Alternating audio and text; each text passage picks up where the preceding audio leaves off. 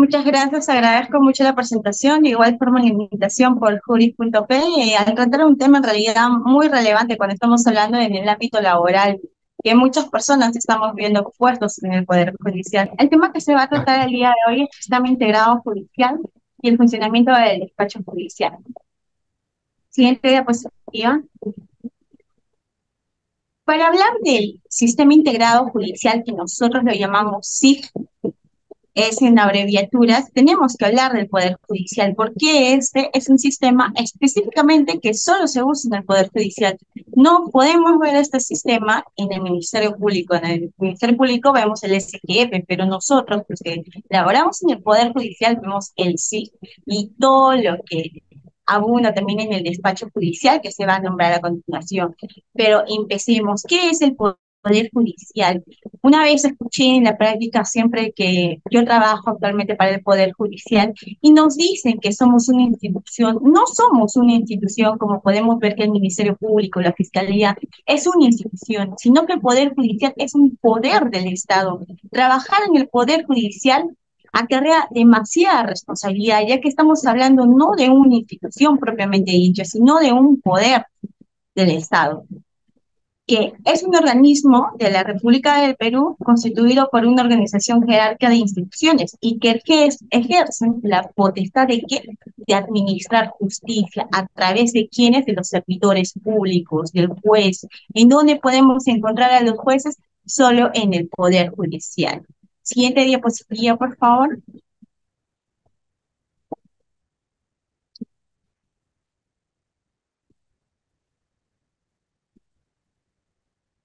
El despacho judicial. ¿Qué es el despacho judicial propiamente dicho? Cuando muchos habrán ido a las instalaciones del Poder Judicial, han visto la sala de audiencias. La sala de audiencias es parte del despacho judicial, pero simplemente ese es un lugar donde se desarrollan las audiencias, no comprende todo.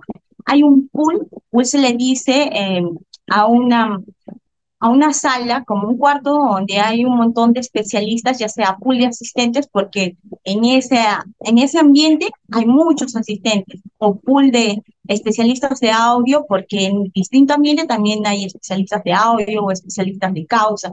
Entonces, el despacho judicial está comprendido por todos los servidores públicos que van a hacer que se administre justicia, por todos los juzgados, los tribunales y salas encargados de impartir y administrar la justicia. El despacho judicial nosotros lo podemos ver por las especialidades. Tenemos un despacho judicial especializado en qué? En materia penal, especializado en materia civil, juzgados de paz letrado, especializados en laboral, especializados incluso en extinción de dominio, que no todos los distritos lo tienen, todos los distritos judiciales no tienen esos despachos especializados en extinción de dominio. Incluso hay especializados en, si bien es cierto, viene la materia penal, pero son especializados en delitos del medio ambiente. Lo que no ocurre en todos los distritos judiciales, que he tenido el gusto de trabajar en muchos distritos judiciales en el Perú, no todos tienen cierta especialización, o juzgados especializados también en violencia, que son los que más abundan en el país.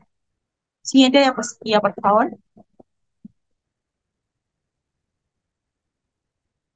¿Qué es la gestión del despacho judicial? ¿Cómo la vemos? Es cómo se utilizan los elementos necesarios para que el juez pueda resolver el conflicto.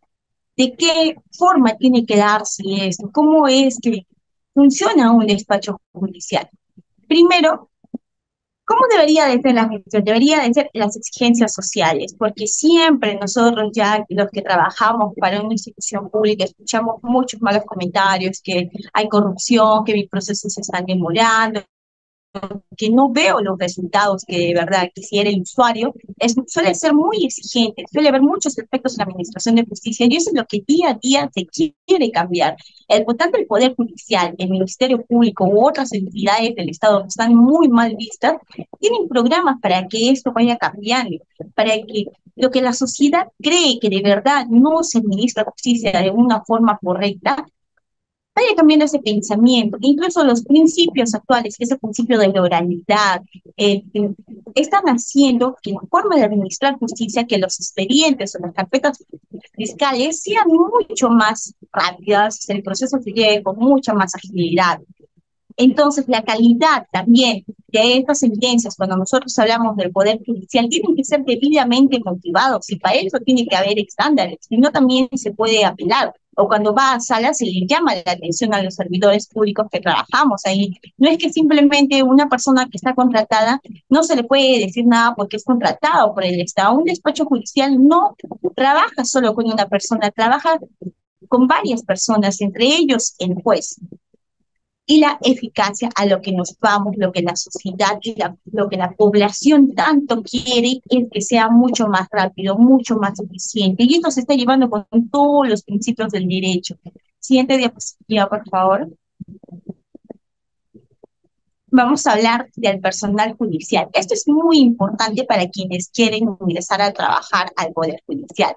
Tenemos que ver primero cuál es el perfil que vamos a tener, a dónde queremos ingresar a trabajar específicamente, qué es lo que queremos nosotros hacer, qué función queremos desempeñar. Entonces, vamos a hablar un poco de quiénes son los que conforman el despacho judicial, el personal judicial. Primero vamos a ver al juez, que es la persona que tiene la autoridad y potestad para juzgar y sentenciar. Actualmente, en la práctica, yo trabajo con un montón de jueces. Tenemos primero jueces en la primera etapa del proceso penal, que son los jueces de investigación preparatoria, que estos jueces cambian cuando vamos a la siguiente etapa del proceso penal, que es la etapa del juzgamiento. Entonces, nosotros, según la pena, vemos al juez unipersonal, cuando la pena es menor de 6 años, o si no, a los jueces del colegiado, que está conformado por 3 jueces que tienen que ser del unipersonal. Los jueces del colegiado, si bien es cierto, está conformado por 3, el más antiguo es el presidente y el director de debate es según como ellos decían dividir, para que el director de debate, ¿quién es quien al final de toda la audiencia, al final de todo el juicio oral, este va a dictar la sentencia. No significa que los 3 jueces estén de acuerdo en ese momento con la sentencia, porque pueden haber votos en discordia, pero él es quien va a motivar la sentencia y que todo el proceso va a conceder la palabra a todas las partes, él va a dirigir el proceso. Él se llama el director de debate cuando nosotros hablamos de un colegiado, dado que está formado por 3 magistrados de juzgados unipersonales. Luego, tenemos a los especialistas de audio. No sé si muchos cuando han ingresado, tal vez eso antes de la pandemia, a una sala de audiencias, podían ver que había una persona que estaba al lado del juez y transcribía muy rápido todo lo que pasaba en la audiencia y que siempre estaba al manejo de todas las computadoras, estaba viendo que todo se instale, sentaba las partes, veía que los audios funcionen. Ellos son los especialistas de audiencia. Ellos se van a encargar de que la audiencia se lleve a cabalidad. Y al final de la audiencia van a realizar el acta de audiencia. ¿Quién tiene que firmar esta acta de audiencia que está realizada por esos especialistas? El magistrado, que es el juez, y el especialista de audiencia. Van a firmar el acta cuando esta ya esté resuelta. Y cuando ya esté lista, y luego se va a subir al SIJ, al Sistema Integrado Judicial. Luego tenemos a los especialistas de causa. ¿Quiénes son los especialistas de causa? Son los encargados de que todo el expediente se lleve bajo un correcto proceso. Los especialistas de causa cambian según la etapa de investigación preparatoria y luego la etapa de juzgamiento. Un especialista especializado en la etapa de investigación preparatoria ya no es el mismo de la etapa de juzgamiento, son diferentes especialistas. Ellos se encargan de proveer todos los escritos que ingresan por mesa de parte. ¿A qué se llama proveer? Porque muchos a veces me dicen, ¿y qué es proveer? ¿Cómo es que provee un especialista de causa? Es especialista de causa o especialista de juzgado, el nombre que se le da. Un ejemplo es que cuando un escrito ingresa por mesa de partes, este escrito va a ser dirigido al juzgado especializado y ese juzgado va a tener su especialista de causa. El especialista de causa, pongamos que el escrito es que un abogado litigante requiere copias. Requiero copias del expediente y de paso a una persona, esa persona. Entonces el especialista va a ver el escrito, va a ver en qué expediente está, va a sacar el expediente porque tenemos que ver también en qué etapa está, en qué estado, si de verdad este abogado, bueno, ahora en este ejemplo se está personando, entonces tenga que ser por apersonado, es decir, su resolución. Y también se le va a emitir las copias. Ello se le llama proveer. Cuando un especialista de causa responde al pedido del abogado, puede ser el actor civil, el abogado litigante, el mismo Ministerio Público, todos los requerimientos que ingresen por medio de mesa de partes. También recordemos que no necesariamente mesa de partes física, sino también tenemos la mesa de partes de SINOE, que es mucho más rápida, que ingresa al instante y se puede ver, visualizar, incluso cuando ya se encuentra en la audiencia, que muchas veces me ha tocado en la práctica, porque se necesitaba un escrito con rapidez. ¿Qué sucedía? Que no, el fiscal no es que iba a ir desde su despacho, iba a ir a mesa de partes físicas del Poder Judicial, recién presentarlo, y luego que se remita, sino simplemente por si no, se remitía al expediente, y en el sistema, en el SIC, se podía ver que había ingresado ese escrito. Entonces, estando en plena audiencia, el escrito se imprime y se traslada al magistrado, lo que es mucho más eficiente, mucho más eficaz. Ellos son los encargados, los especialistas de causa, los que van a ver que todo el proceso se lleve con agilidad, los que tienen que impulsar incluso el proceso, porque van a haber procesos que no necesariamente van a recibir escritos, no tienen que ser proveídos, sino que ellos van a tener que ver en qué etapa está el proceso y qué es lo que le toca para que puedan, según la etapa del expediente, ya sea derivarlo a un juzgado unipersonal o simplemente mantenerlo tal vez en reserva hasta que algún escrito se presente. Cuando estamos hablando de contumaces, se tiene que hacer una renovación. Un contumaz es cuando una persona no se ha presentado a la etapa de juicio oral, entonces no se puede instalar. Y el magistrado lo declara contumaz. ¿Qué sucede con este expediente? Se reserva, se guarda en un sitio especial donde está con un archivo provisional, no es definitivo, hasta que la persona se la capture, porque se gira una orden de captura a nivel nacional. A la persona residente la captura, entonces el proceso va a seguir su normalidad. ¿Y cuál es la labor del especialista de causa en estos procesos? Que se tiene que renovar. Esta orden de captura se tiene que renovar cada vez que esta vaya a vencer. Es parte también de las funciones del especialista de causas, entre muchas otras que también son programar las audiencias que se van a realizar. Luego tenemos al asistente judicial. El asistente judicial normalmente trabaja de la mano del especialista de causa. Lo que he podido ver en la práctica es que cada especialista de causa o de juzgado siempre va a tener a su disposición a un asistente. No siempre es así, porque puede que exista un asistente para 2 especialistas de causa o incluso para 3. Pero lo que suele ser normalmente es que un especialista de causa tiene a su asistente. ¿Cuál es la función del asistente? Es notificar, foliar, coser en el expediente, si es que fuese el caso. Normalmente en un juzgado penal, en la práctica lo que he podido ver, no se cose el expediente, simplemente se les hace huequitos y se adjunta. ¿Dónde se cose el expediente? En un juzgado civil, en un juzgado de paz letrado, el expediente se tiene que coser, y esa es la función del asistente judicial o jurisdiccional. Foliar el expediente, coserlo, notificar, hacer los oficios respectivos. De igual forma, mantener al tanto de todos los escritos que vayan ingresando al especialista de causa. Es la mano derecha del especialista de causa. El especialista de audiencia tiene un asistente. No tiene un asistente. El especialista de audiencia suele trabajar solo, porque su función es realizar las audiencias y las actas que deriven de estas audiencias. En cambio, un especialista de causa se mantiene en constante movimiento con los escritos que van ingresando de todos los expedientes que tiene bajo su custodia. Entonces, necesita ayuda en todo el traslado y el manejo de todos esos expedientes para que estos puedan ser notificados de una forma correcta. Siguiente diapositiva, por favor.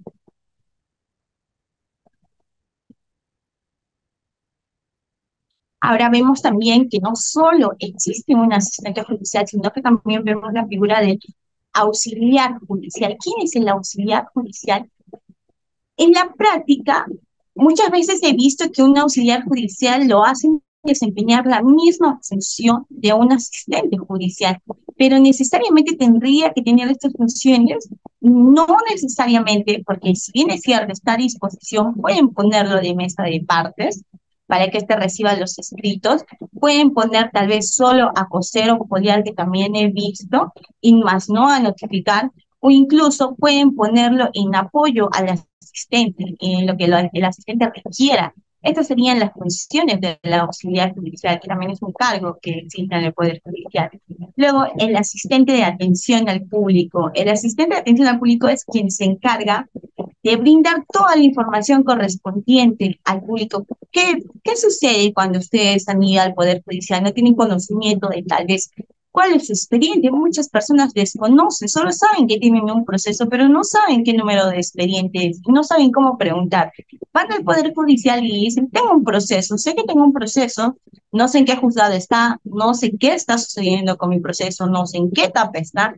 Entonces van a encontrar un personal que es el asistente de atención al público, quien les va a informar según el número de DNI, van a poder ver qué número de expediente tienen y les va a informar en qué etapa del proceso está su expediente.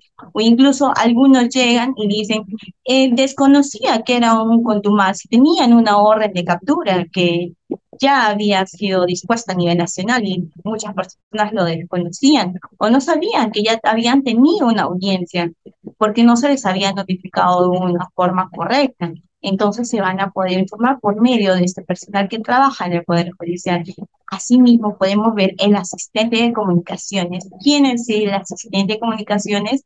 Son las personas encargadas de notificar, pero no de notificar de forma digital como el asistente judicial o jurisdiccional, sino que ellos van en su moto. Normalmente todos, la gran mayoría de asistentes de comunicación tienen una moto brindada por el Poder Judicial y van a notificar a las casas. Entregan estas notificaciones con la resolución que tal vez cita para juicio oral o con la resolución que disponga algo que deba de ser de conocimiento de las partes. Ellos lo notifican en su domicilio real o donde se haya dispuesto según el especialista de causa. Van, lo entregan bajo puerta si es que no encontraron a la persona, pero esto siempre dejando un aviso previo. No es simplemente que entregan la cédula de notificación y dicen, toca la puerta, no hubo nadie, entonces, bueno, me voy. No, lo dejo acá bajo puerta y suficiente. No, incluso puede haber nulidad por ello. Tienen que dejar un aviso judicial donde diga, me dirigí a las instalaciones tal, el domicilio tal, en fecha tal, y efectivamente no había nadie, toqué la puerta, no había nadie, y dejé un aviso judicial diciendo a esa persona que iba a regresar tal vez el día de mañana a las 5 horas, o el día pasado mañana a tal hora. Se deja el aviso judicial y se regresa el día que el aviso judicial dice. Entonces regresa el notificador, pasado 2 días, tal vez un ejemplo, a las 2 de la tarde, porque el aviso judicial lo dijo, y de todas formas no encuentra a la persona, no encuentra a nadie, nadie le abre la puerta del domicilio donde está dirigida la notificación. ¿Qué es lo que hace? Lo puede dejar bajo puerta, lo deja bajo puerta y da las características del inmueble. Tiene que decir que es una casa roja de 2 pisos, que tal vez puerta de madera, no tenía rejas o detalles en específico. Incluso el número de recibo del agua, tiene que ponerlo. Hay muchas especificaciones que se tienen que dar, no es simplemente dejarlo bajo puerta. Pero si se encuentra la persona, se le hace firmar con su DNI, con su huella digital, y se da por bien notificado. Muchos de los problemas de las falencias, por qué se demora tanto un proceso judicial, por qué no se instala, son por estas malas notificaciones que se dan. No se notifica de una forma correcta, entonces el abogado pide la nulidad. Es muy importante la función del asistente de comunicaciones porque si no se notificó de una forma correcta, ni siquiera el juicio se puede instalar. Y estamos hablando de un juicio que si no se instala en una fecha, puede que se instale después de 2 meses o 3 meses, serían 3 meses perdidos. También tenemos uno de los puestos que es asistente de custodia y grabación. Esta persona, este personal, se encarga de entregar a los usuarios las grabaciones, todas las audiencias que se realicen.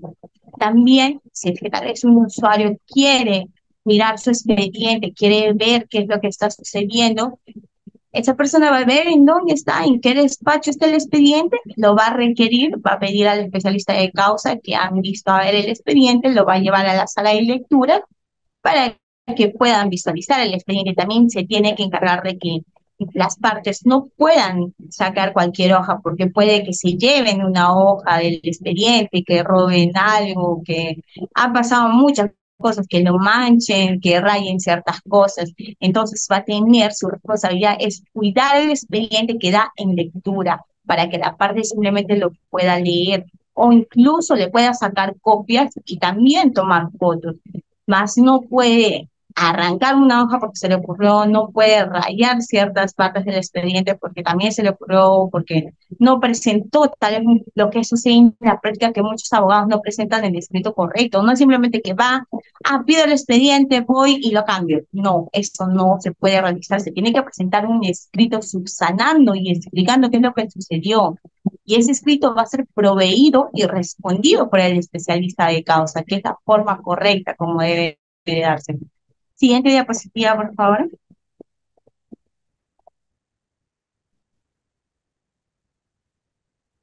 La Autoridad Nacional de Control del Poder Judicial. ¿Qué es esta Autoridad Nacional que actualmente es nueva? Este nombre recién se ha denominado en el Poder Judicial. Ha habido siempre durante muchos años una disputa de una mala gestión de justicia, o una mala administración de justicia, que el Poder Judicial es muy lento, que el Poder Judicial es corrupto, que los jueces no administran justicia, que se les paga, que los servidores públicos no atienden al personal. Esto siempre se ha escuchado en la crítica de la sociedad, que los trabajadores los hemos visto en fiestas, hemos visto que no proveen los escritos, por qué se demora tanto, pero para eso se les paga. Son críticas que siempre se escuchan. ¿Y de qué está encargada la Autoridad Nacional de Control del Poder Judicial? Es una organización que se encarga de ver el debido funcionamiento de todos los servidores públicos que laboren en el Poder Judicial. Entonces, tiene la responsabilidad de llevar a cabo el control y supervisión de la labor funcional de los jueces y de los servidores públicos, de prevenir incluso prácticas incorrectas como de corrupción, prácticas indebidas que se puedan dar. ¿Qué es lo que hace esta autoridad nacional? En cualquier momento, ¿qué es lo que sucede en un trabajador del Poder Judicial? Uno puede estar realizando su labor y se aparece la antes denominada ODECMA, que también voy a nombrar en la siguiente diapositiva, pero ODECMA, ¿qué es ODECMA? Lo que tanto le tiene miedo el trabajador, el servidor público del Poder Judicial. Incluso muchas veces me ha tocado en la práctica un ejemplo en lo que ya el de seguridad avisa y dice visita de ODECMA, entonces todos nos tenemos que poner el photocheck, todos tenemos que estar bien vestidos, listos, y ya sabemos cualquier cosa. O algunos, he visto algunos especialistas esconden sus expedientes porque cuando ODECMA viene a visitarnos, ¿qué pasa? Genera miedo al trabajador, porque ODECMA viene y puede encontrar en tu carpeta 10 expedientes. De los 10 expedientes, agarra los 10 y se pone a revisarlos y mira cualquier error que tú tengas, te abre un proceso. Y el proceso es ya bajo responsabilidad. Esto ya sea a los especialistas de audio, especialistas de causa, a los asistentes mismos o a los magistrados. Eso es lo bueno del SIC, lo que voy a explicar a continuación también, es que el SIC tiene el registro de absolutamente todos los expedientes que estén a cargo del Poder Judicial, todos los retrasos que tiene desde el día que ingresó por mesa de partes hasta el día que se dio la última audiencia o cuando se dio la sentencia, se emitió sentencia. Entonces viene la autoridad nacional y dice, señor magistrado, ¿por qué este expediente se encuentra acá? Ha ingresado en fecha en el año 2020 y estamos en el año 2024 y usted me emite sentencia. Estoy viendo acá en el registro que está posponiendo todas, que se están frustrando las audiencias. ¿Qué es lo que está sucediendo? ¿Por qué hay problemas con este expediente? ¿Por qué está durando tanto este proceso? De un delito tal vez tan simple, hablemos de hurto. ¿Por qué? Entonces se pone a revisar en el SIC qué es lo que está sucediendo con el expediente. Puede requerir a cualquier servidor que le entregue el expediente y nosotros estamos en la facultad y en la obligación de entregar todos estos expedientes y darle una respuesta de por qué tiene tanta tardanza, tanta demora? ¿Qué es lo que sucedió? ¿Por qué no estás trabajando? Nos dice, ¿por qué te demoran 5 meses en proveer un escrito y estas partes están esperando 5 meses? ¿Por qué? Entonces, son los encargados de controlar a todos los trabajadores del Poder Judicial. Y simplemente ellos de oficio pueden venir y supervisarnos y decirnos, trabajen, por así decirlo, hagan bien su trabajo, sean eficientes, porque queremos que este pensamiento que se tiene de las instituciones cambie. Entonces, vienen a supervisarnos. No simplemente ellos pueden hacer de oficio, sino que una parte puede ver que están sucediendo irregularidades en su expediente y mira que hay cierta demora o mira que no se le ha notificado bien, mira que hay cosas muy extrañas y dice, ¿qué está sucediendo acá? Tiene la facultad de ir a quejarse a ODECMA y decir, eso está sucediendo con mi expediente, entonces ODECMA va a tomar las medidas necesarias y va a ver, en efecto, va a revisar qué sucede con ese expediente. Muchos dicen, no, esas organizaciones, ODECMA no funciona, ODECMA nunca ha hecho nada, pero no. ODECMA sí supervisa, sí tenemos visitas extraordinarias de ODECMA, o cualquier servidor se queja.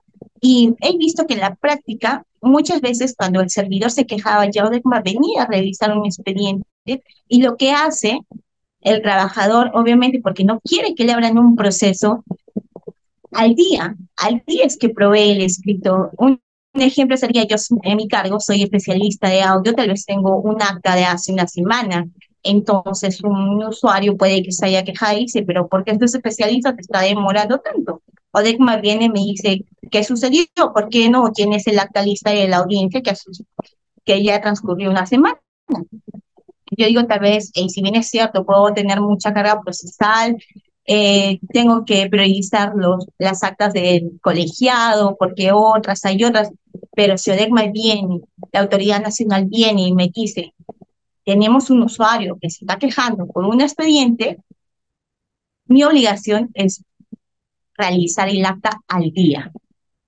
Y eso es lo que yo siempre he recomendado al usuario, que utilicen todos los medios que tienen para que de alguna forma nosotros nos mantenga controlados y podamos proveer, si bien es cierto, hay carga procesal, eso es cierto, es una realidad, pero cuando también el usuario insiste y nos vemos de alguna forma intimidados por ODECMA, se lleva mucho más rápido. Por eso los abogados que paran insistiendo, paran viniendo ciertamente al Poder Judicial, yo considero que son los más eficientes, dado que conocen el derecho en sí y los plazos que nosotros también tenemos para que nosotros podamos proveer, para que nosotros podamos realizar el acta.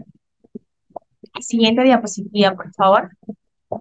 Entonces tenemos un ente encargado de controlarnos.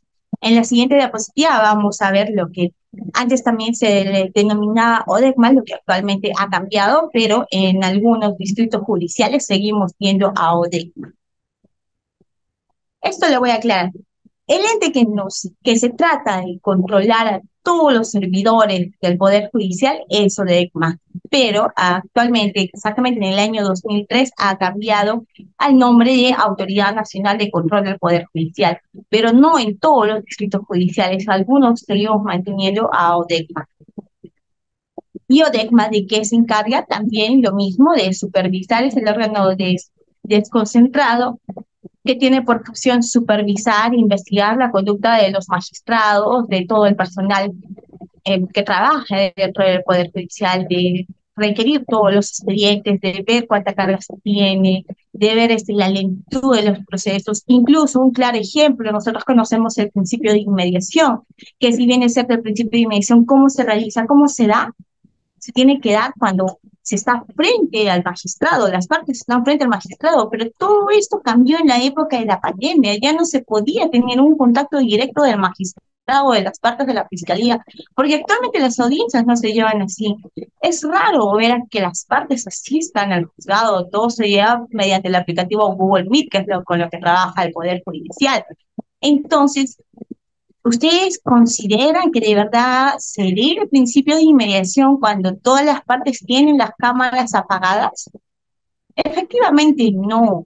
Si queremos ver una inmediación real, por lo menos las cámaras de todas las partes conectadas a la audiencia tienen que estar prendidas y cuando le toque oralizar el documento, tal vez decir alegatos de apertura, alegatos finales, hacer el examen del testigo, prender el micro y que se escuche de una forma correcta, porque también a veces hay intervención. ¿Cómo va a haber inmediación si es que no se le escucha de una forma correcta?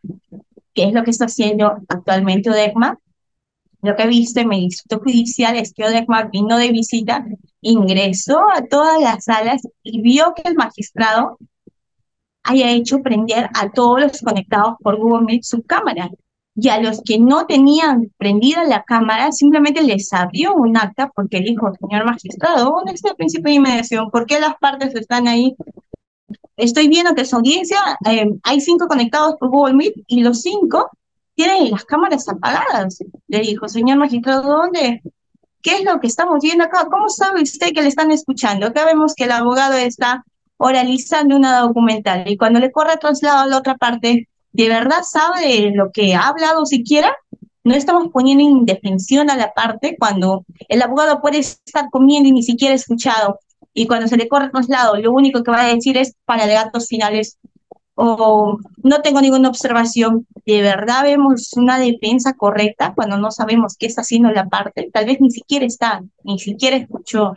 Entonces, ¿cómo nos aseguramos que haya una correcta defensa, que las partes de verdad estén escuchando con las cámaras prendidas? Y eso es lo que actualmente se está viendo. DECMA está ingresando a las salas de audiencia y viendo que todos mantengan las cámaras prendidas, que es lo que le he podido ver en la práctica. Siguiente diapositiva, por favor.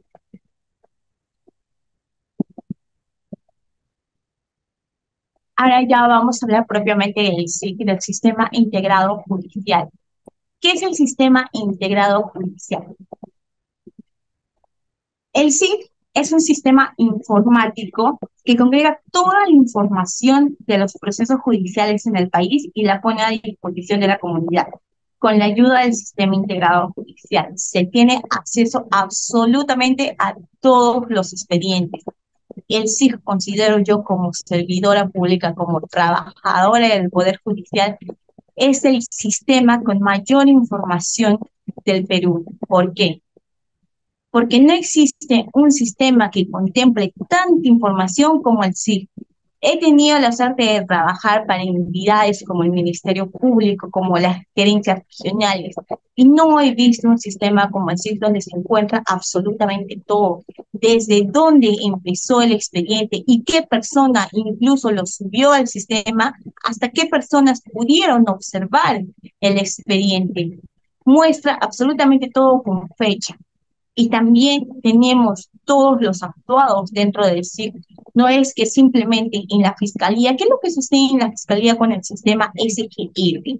No es tan, no tiene para empezar un sistema que pueda agendar las audiencias de una forma correcta, ya sea en el penal, porque incluso en el SIC se agenda en el penal automáticamente de la ciudad donde se encuentre, y las audiencias son asignadas en un sistema especial de calendario para que luego estas puedan ser asignadas a un especialista de audio y pueda llevar la audiencia. Esto sucede con el SGF, tenemos el sistema que pueda decir tal vez este caso o esta carpeta fiscal le corresponde a tal fiscal y le estamos asignando cosa que un día ingrese el fiscal al SGF y dice, ah, mira, mi sistema en el SGF, mi usuario me dice que tengo hoy día tantas audiencias. No, eso no sucede, pero sí sucede en el Poder Judicial con los magistrados. El magistrado puede ver cuántas audiencias programadas tiene al día, tan solo por el SIC, ingresando a su usuario. Cada trabajador del Poder Judicial tiene un usuario propio,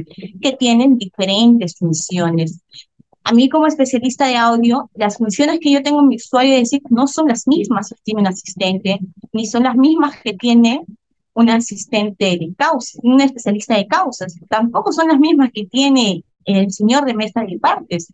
Son funciones muy diferentes que se te asigna y que se te aperturan en el SIC según el cargo que tú lleves. Los jueces en el SIC con su usuario también tienen otras especialidades, pueden hacer cosas que nosotros no podemos hacer. Muchas veces los errores que cometemos los especialistas, ¿quién es la única persona que lo puede resolver mediante el SIC? Es el magistrado, es el único encargado de tal vez eliminar un acta que ha sido realizada de una forma incorrecta hasta de corregirla. Son los únicos encargados que tienen esa potestad. También encontramos al administrador de módulo que también tiene esta potestad en su usuario.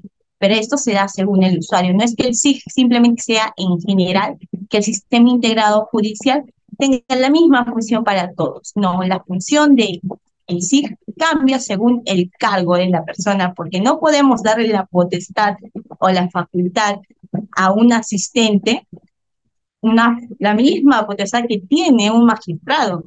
No podemos decir entonces un asistente simplemente al ingresar el SIC puede eliminar el expediente, puede derivar a qué expediente, a qué especialista de causa le toca, puede asignar las audiencias a qué especialista de audiencia le va a dar. No. Cada usuario tiene una función en específico que apertura ciertas funciones. Hay muchas cosas que los otros cargos no pueden hacer. Siguiente diapositiva, por favor.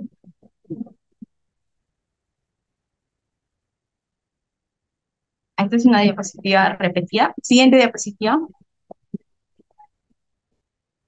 ¿Y para qué sirve el sistema integrado judicial? El sistema integrado judicial, siguiente diapositiva.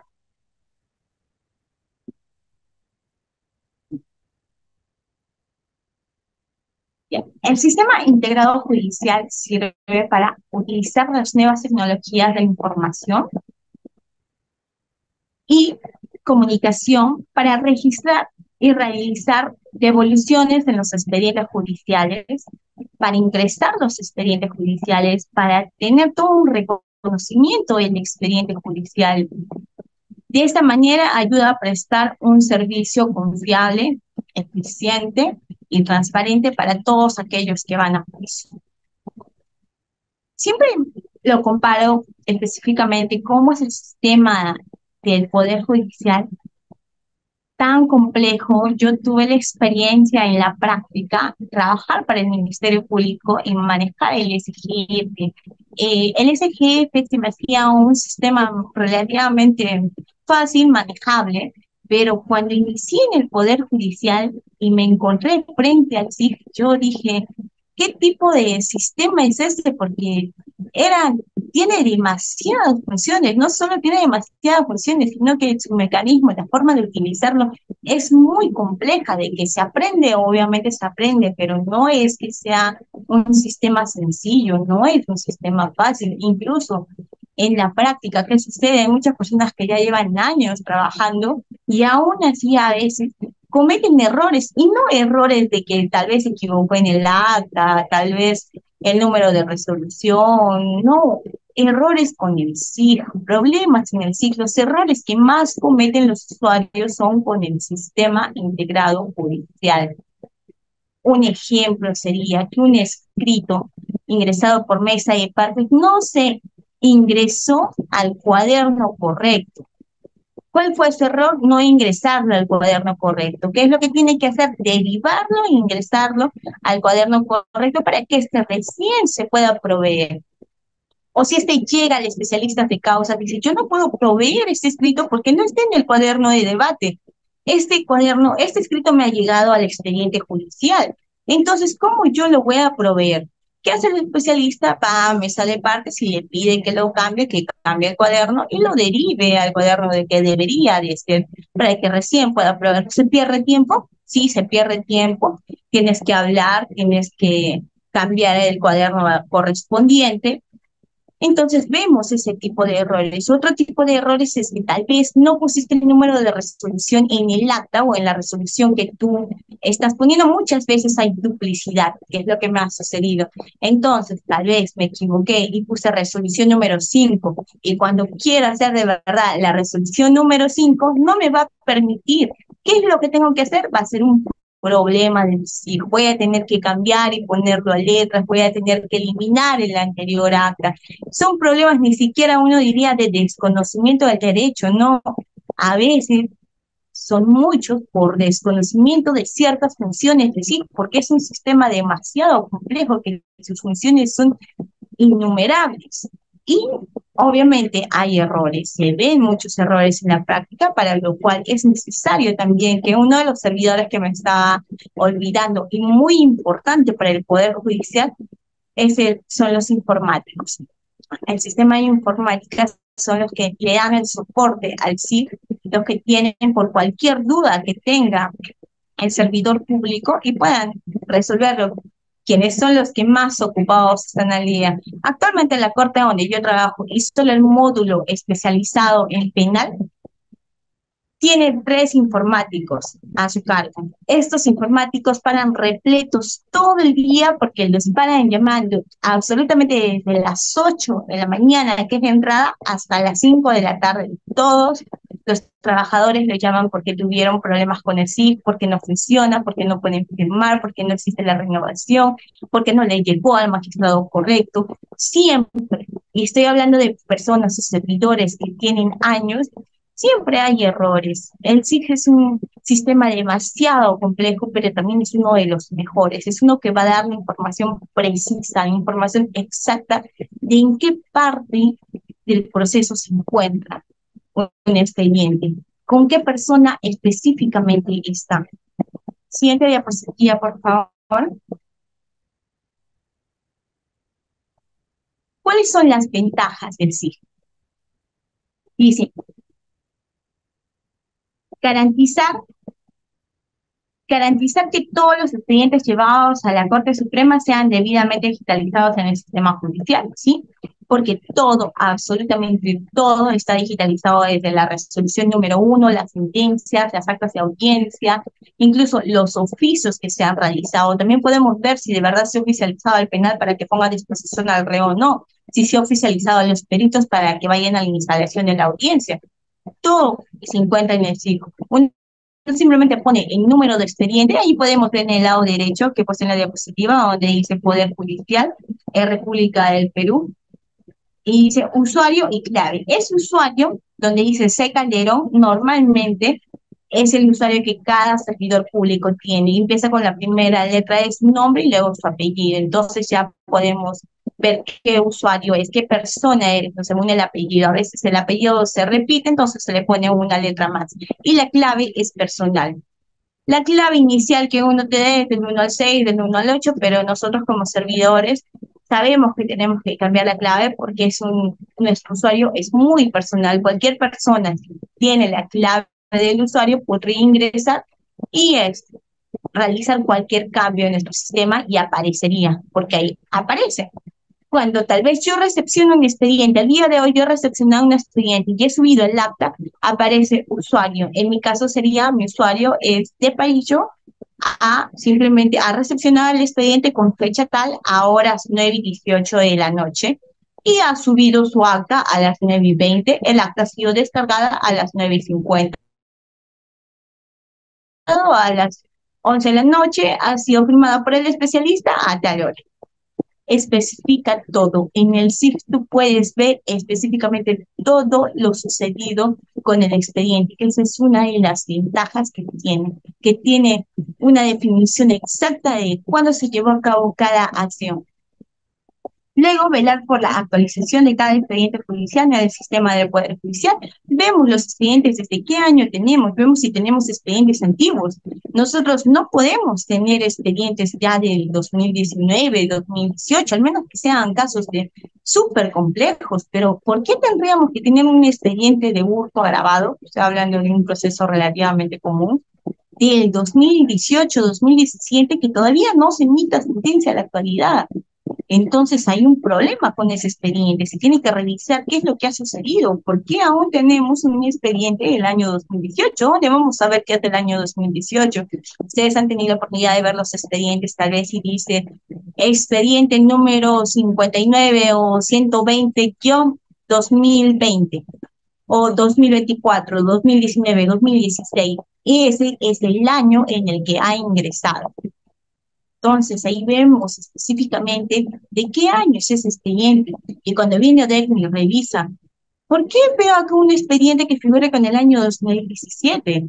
¿qué está pasando? ¿No? ¿Qué sucede? Si bien es cierto, en la sala de apelaciones podemos tener expedientes que son de muchos años atrás, incluso con el antiguo código, ya no el nuevo código procesal penal, eso no debería de darse, a menos que sean procesos sumamente complejos, cuando tengan muchos involucrados.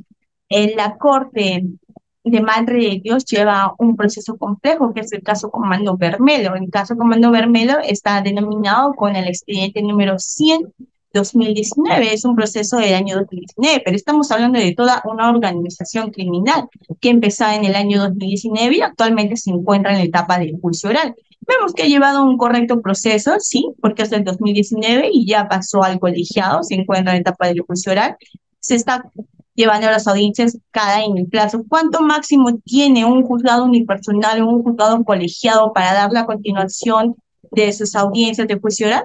Tiene 8 días específicamente. Y estas audiencias, ¿quién las programa? El especialista de audiencia.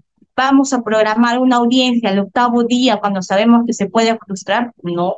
Se programa al 5.º día, al 6.º día, al 7.º día ya, en uno de los peores casos, pero al 8.º día no se suele. Pero ¿qué sucede si el 8.º día se frustra mi audiencia? No ingresó un abogado, no hubo comunicación con el penal, no hubo tal vez el fiscal no ingresó. No podemos frustrar el último día la audiencia. Ese tiene que seguir su debido proceso, la continuación. Entonces, es por ello que siempre la continuación del juicio oral se da en el 5.º día, el 6.º día. Si es que el 6.º día tal vez no se pudo llevar, tenemos aún el 7.º día y lo programamos para el 7.º día, que es lo que suele suceder en la práctica, ¿no? Que esa es otra ventaja que también tenemos en el SIG. Podemos programar todas las audiencias en ese sistema porque tenemos un calendario especializado que se intercomunica ya sea en un juzgado unipersonal, un juzgado colegiado, en la sala de apelaciones, un juzgado de investigación preparatoria.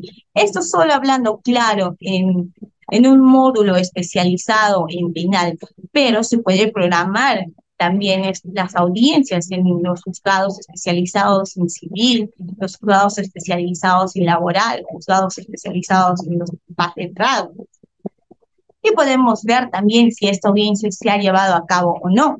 Una vez que esta audiencia es programada mediante el SIG, tiene que darse como realizada y el especialista tiene que poner que concluyó, que hay una continuación, qué diligencia se llevó a cabo ese día. Tal vez ese día se dio el examen de testigos o tal vez se frustró a pedido del abogado de la defensa y dijo que por favor se reprograme por otro día porque tenía otra diligencia que suele suceder, o incluso se declaró ese mismo día reo con Tomás. ¿Toda esta información se encuentra registrada? Sí, absolutamente todo se encuentra registrado. Uno va, un usuario puede ir a una parte y dice, yo no asistí a mi audiencia, ahora ¿cómo sé lo que ha pasado?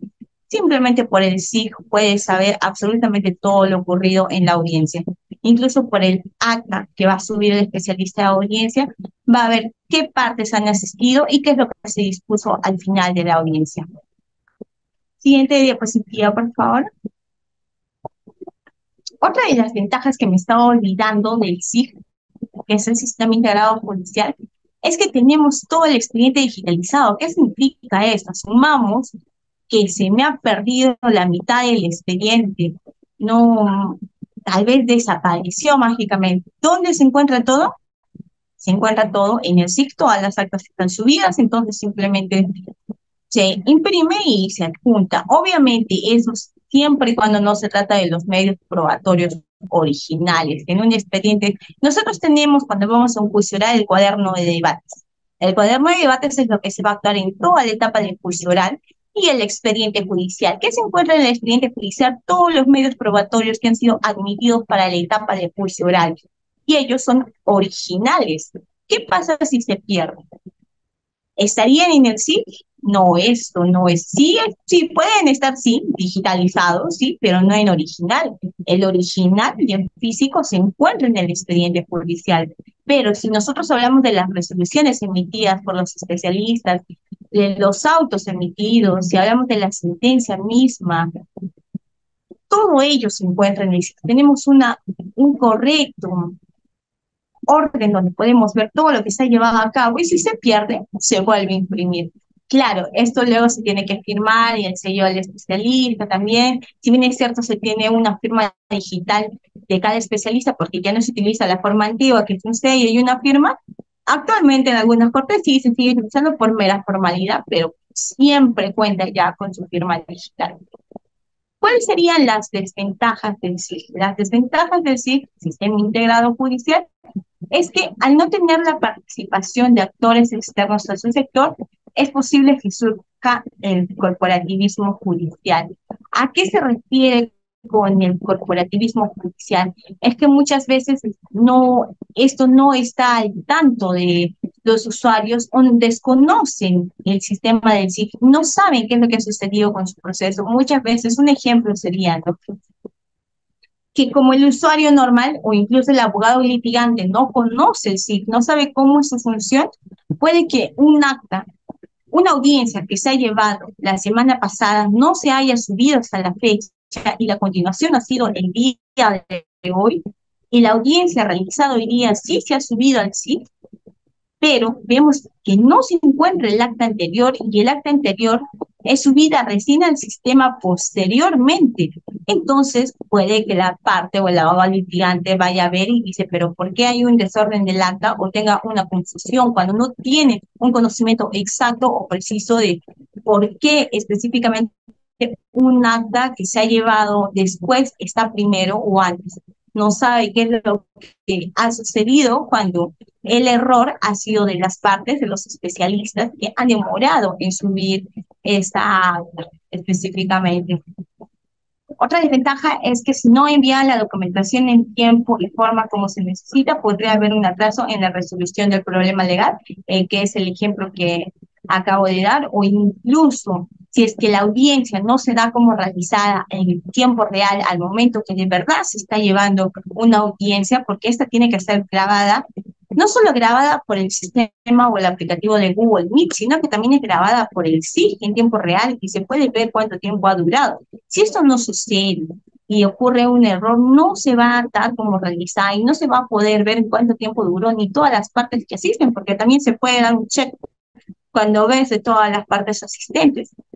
Esta es otra de las desventajas, que es un sistema demasiado complejo o que te pide muchas especificaciones, lo que también a veces, en su gran mayoría, suele quitar tiempo, porque nosotros tratamos de ser ágiles, de realizar las cosas rápido, pero sí, ciertamente te quita tiempo porque tienes que hacerlo bien. Si no realizas bien eh, el acta, si no se realiza bien el manejo de si van a ocurrir errores, lo que va a quitar mucho más tiempo del debido. Entonces, una de las desventajas es que es sumamente complejo. Y no todas las personas que forman parte de este departamento son tan eficientes. Que no son tan eficientes y desconocen del SIG. Por ejemplo, las personas que quieren trabajar en el Poder Judicial, obviamente van a aprender. Siempre se aprende, uno no ingresa conociendo el SIG. Hay cursos, hay diplomados, por eso se ha creado esto para que tengan una noción básica. Pero es simplemente una noción, es teoría. ¿Dónde van a aprender el manejo exacto del SIG? En la práctica. ¿Y se van a equivocar? Sí, en efecto, al principio, como todo servidor público que inició conociendo este sistema tan complejo, se va a equivocar. ¿Que no se puede enmendar? No, no hay nada que no se pueda enmendar. Sí, va a aparecer como error muchas veces, incluso como anulado, pero sí se puede solucionar. Y esos son también las desventajas, ¿no? Que uno cuando aprende va a tener que cometer errores que van a figurar en el sistema. Eso no va a meritar un proceso, porque uno está aprendiendo. Uno cuando ingresa al Poder Judicial no es que conozca el manejo preciso, es decir, ni siquiera los trabajadores mismos que llevan años conocen su total manejo. Entonces, ¿cómo le podrías decir a alguien que recién está aprendiendo que tiene que hacerlo de una forma correcta? No, es un sistema muy complejo, pero se aprende y con paciencia, sobre todo. Otra desventaja es no tener mucha información sobre el proceso que se está tratando. Cuando no se tiene información del proceso que se lleva, se pueden dar muchos errores en la práctica. cuando no se tiene idea específicamente del derecho en sí, no vamos a saber si esto es un auto, un decreto o una sentencia, entonces se va a marcar la información errónea o tenemos que marcar hitos. Cada vez que se descarga una resolución se marcan hitos. Si yo marco un hito, tal vez por mi desconocimiento, yo digo es una sentencia, pero ¿qué tipo de sentencia es? Marco un hito incorrecto, entonces el sistema de producción al final de año que se mide, porque trabajamos con brechas y con hitos, no va a ser la correcta. No vamos a ver una eficiente producción que se deseaba a fin de año en ciertos juzgados. Siguiente diapositiva, por favor. La firma digital es sumamente muy importante porque todo lo que se maneja en el Poder Judicial se tramita mediante esta firma, mediante el SIF. Siguiente diapositiva.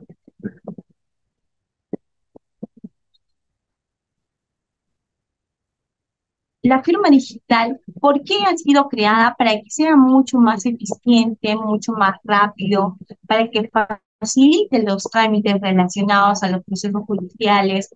¿Qué sucedía anteriormente? Anteriormente sucedía que yo quería que el magistrado me firme una resolución, entonces tenía que ir al despacho, tenía que caminar, tal vez yo me encuentro en el primer piso, que el despacho del magistrado está en el quinto piso, tenía que caminar hasta el quinto piso, tenía que subir, y decirle, señor magistrado, fírmeme esta resolución, porque esta resolución amerita de tales motivos y que tengo tal vez, no sé, se está personando y quiero que la firme, por favor. Y es importante. El magistrado tenía que verla, la firmaba, luego yo regresaba, lo anexaba al expediente. Y eso sí, que tenía suerte, porque muchas veces el magistrado estaba en audiencia. Entonces, ¿qué sucedía si el magistrado estaba en audiencia? Se podía interrumpir y hacerlo firmar ahí, ingresar a la sala de audiencia y decir, magistrado, ya fírmame. No, tenía que esperar a que el magistrado, puede que un especialista haya proveído el expediente al día.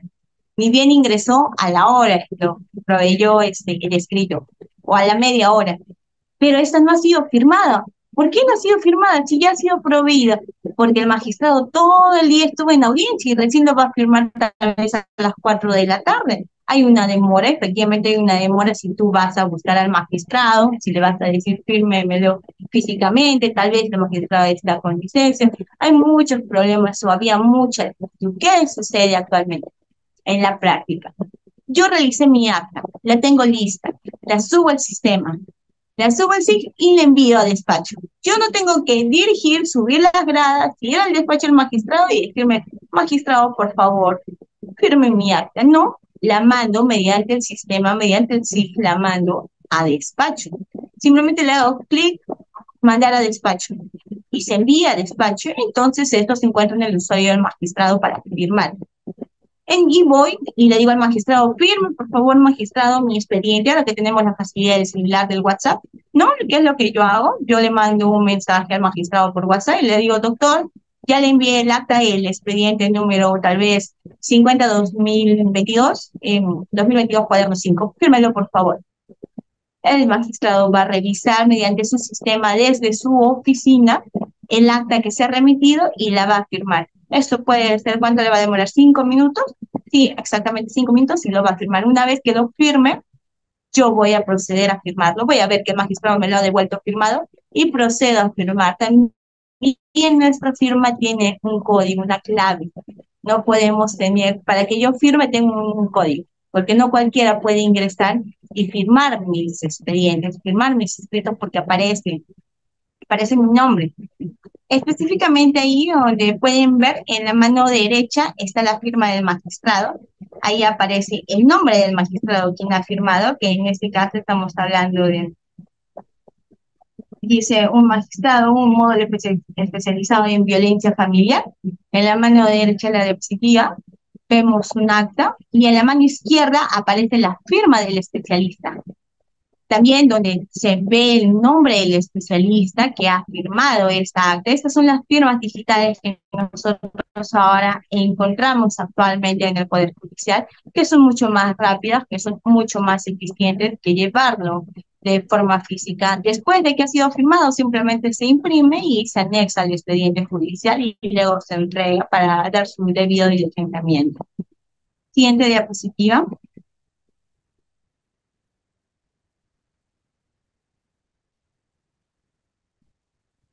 El expediente judicial electrónico. ¿Por qué es tan importante esto para el SIG, para el despacho judicial? Porque tenemos absolutamente todo el expediente digitalizado. Entonces podemos ver todos los actores, incluso podemos muchas veces he visto en la práctica que a veces el expediente se perdía, no aparecía el expediente por muchos motivos, pero la información como el expediente es digital se encontraba en el SIG y simplemente se imprimía y se creaba un nuevo expediente. Esto siempre y cuando no sean las pruebas del expediente judicial en original. Esto tendría que remitirse de nuevo, se tendría que pedir a la fiscalía que lo remita para que pueda adjuntarse el expediente. Es un poco complicado cuando estamos hablando de medios probatorios originales, tenerlos de nuevo, pero todo lo demás del expediente, el expediente se puede rehacer porque lo tenemos digitalmente. Y ese es uno de los beneficios, una de las ventajas que se tiene. Es algo que tiene el SGF en el Ministerio Público, no, no lo tienen. Incluso muchas carpetas fiscales no están completas.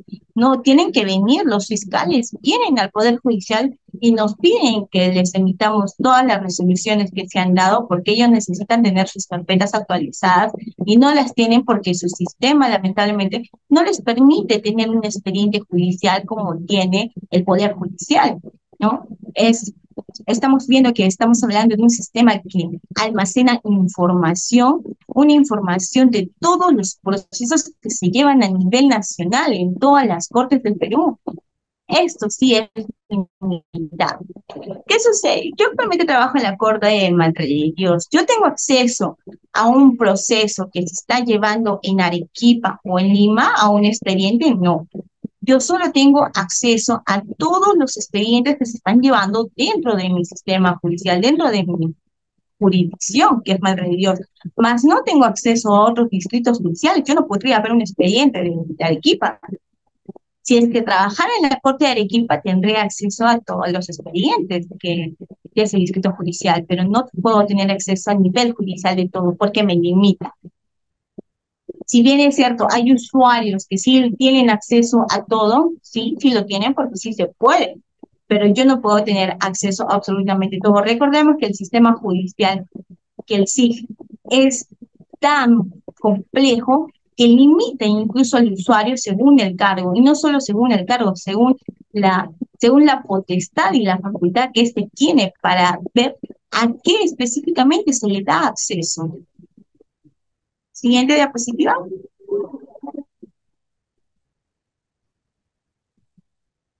Vamos a ver acá específicamente los beneficios para la labor jurisdiccional y el justiciable, que es el ahorro de tiempo y dinero para el justiciable con este sistema del SIG, también la reducción de costos de papel y suministros en el impacto ecológico, porque todo lo vemos en un expediente digital, ya todo lo encontramos en el sistema, no tenemos incluso por qué ponerlo cuando queremos básicamente revisar el expediente, un usuario puede venir, simplemente puede ver el sistema y puede ver cuál fue la última disposición, la resolución que dio el magistrado. La transparencia en los actos procesales porque es abierto a todo el público, cualquier persona puede tener acceso a ella, simplemente tiene que pedir que vea específicamente en qué parte del proceso está su expediente, cuál es la última actuación que se ha llevado a cabo, incluso el acta de audiencia de cualquier fecha, o puede pedir acceso a todos los videos de las audiencias, a todos los audios de las audiencias, y se les tiene que remitir. También se puede pedir copias, obviamente, ¿no? Los tiempos de atención jurisdiccional se hacen mucho más eficientes, es una labor mucho más rápida para nosotros, para un servidor público, ya que contamos con el SIC y vamos a poder. Muchas veces yo no encuentro un expediente y necesito irme a audiencia. Y yo digo, ¿dónde está mi expediente ahora? En un contexto normal, sin un SIC, tendría que estar buscando expediente por todo. Imagínense estar rodeado de expedientes y no encontrar un expediente que tiene audiencia en 5 minutos. Tengo que estar buscando todos los expedientes, moviendo, desordenando para encontrar un expediente. ¿qué hago con el SIF? Digo, ya, voy a buscar mediante el sistema quién ha sido la última persona que la ha recepcionado y a quién le ha tocado la última audiencia. Ingreso al SIF, veo el número de expediente y específicamente me va a salir. Usuario tal llevó la última audiencia en fecha tal. Y incluso si el acta está subida, ya veo, entonces está para diligenciar. Debe estar en continuación o debe estar con este especialista de audio. Voy y le pregunto, compañero, tú has llevado la audiencia en fecha tal y tú eres el último que ha recepcionado el acta también que ha sido subido en fecha tal. ¿Lo has mandado a diligenciar para pedir al compañero o tú lo tienes tal vez en tu escritorio? Iba a decir, sí, en efecto, yo lo tengo, justo hoy día me pasó que un compañero tenía el expediente, me dijo, sí, no, no lo remití, o me faltaba una parte del acta, ok, entonces voy y me dirijo a él y ya encuentro mi expediente. Ya no tengo que estar buscando expediente por expediente, sino que él sí me dice un registro de la última persona que tenía el expediente y simplemente lo busco a esa persona. Esa es una de las facilidades, una de las ventajas que nos da este gran sistema que manejamos. También nuevos canales de atención web. Un nuevo canal que también es muy utilizado es el puesto escucha. Muchos litigantes lo utilizan tal vez donde piden hablar con el magistrado de forma directa y se les tiene que hacer una cita. Esto sobre todo lo he visto en los juzgados civiles. Se les tiene que dar una cita para que el magistrado pueda, ya sea, el magistrado tiene la opción de responder tal vez con un mensaje en la consulta o simplemente enviar un link Meet para que se revisen mediante Google Meet. Y todo ello ha sido registrado también en la agenda del magistrado y se puede ver. Hay muchos. Normalmente el Poder Judicial está aplicando nuevos mecanismos tecnológicos que permiten que el usuario pueda tener acceso a su proceso, se pueda conocer cómo se está llevando a cabo y se pueda ver transparencia total. Siguiente diapositiva, por favor.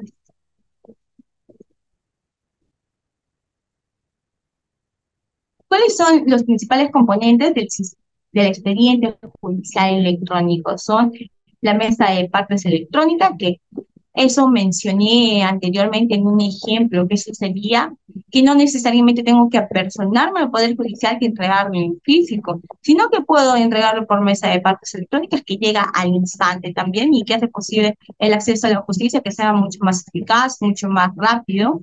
El visor de expedientes que permite el análisis integral de los actuados, la firma electrónica que vimos que es mucho más rápida y brinda seguridad también de los documentos. ¿Por qué brinda seguridad? Porque cada firma electrónica es personalizada, es de cada usuario y tiene una clave. No es que cualquiera pueda firmar, incluso solo esté en mi máquina.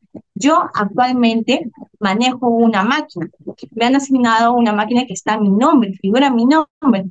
Y solo en mi máquina puedo firmar. Yo no me puedo dirigir a cualquier... ¿Qué pérdida del expediente?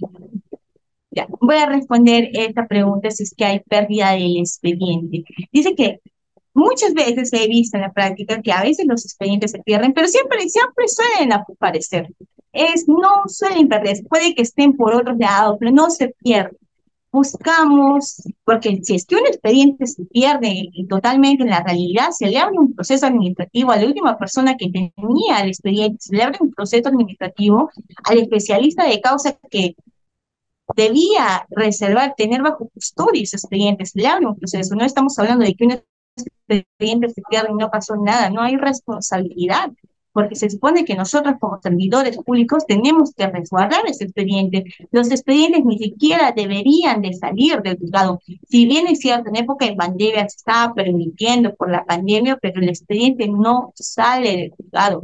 Yo hasta la fecha no me he atrevido a sacar un expediente del juzgado porque, ponte, estoy caminando, estoy llevando en mi cartera el expediente, aunque sea con autorización, y me roban la cartera, no me va a doler el celular, porque por el celular no me van a abrir un proceso administrativo, por el celular tal vez perdí un celular que ya lo recupero, 2.000 soles, 3.000, ok, pero si yo pierdo un expediente y me roban un expediente, me van a abrir un proceso administrativo, lo que amerita y pone en juego mi trabajo, lo que va a figurar como un proceso en mis antecedentes. Entonces, eso también, esa pérdida, cuando un servidor público tiene muchos procesos, ya no puede postular a cargos más altos. Entonces, si yo quiero en algún momento ser magistrada, tengo que cuidar no tener procesos administrativos, está lindo, ¿no? Y por ende tengo que realizar bien mi trabajo. ¿Qué sucede en todo caso? Que vemos que se perdió parte del expediente y tal vez este expediente no tenía medios de prueba originales, sino que simplemente contenía actas, contenía resoluciones, se puede imprimir porque está en el expediente judicial. Yo imprimo las actas, imprimo los expedientes y creo el nuevo expediente y eso simplemente se va a dar. Pero si es que se contenía los medios probatorios en original, ya no sería muy tan fácil, ¿verdad? Imprimirlo simplemente, porque se tendría que buscar, bueno, es una partida de nacimiento original de un menor, de ese expediente. No es que yo pueda ir a la municipalidad, agarrar y decir, deme esa partida o deme todas las partidas, 5 partidas. Tal vez contenía este expediente, no solo una partida, una carta que había sido hecha a mano y se perdió. ¿Cómo yo voy a hacer una recreación de un medio probatorio in original? Un voucher tal vez que solo era en original, que voy a inventarme un voucher, no. Hay cosas que no podría hacer una recreación nueva del expediente cuando estamos hablando de medios probatorios nuevos. Pero si hablamos de actas, de sentencias, de los autos, sí, sí se puede imprimir nuevamente y incluso ya está todo con la firma digital. Eh, Siguiente diapositiva, por favor.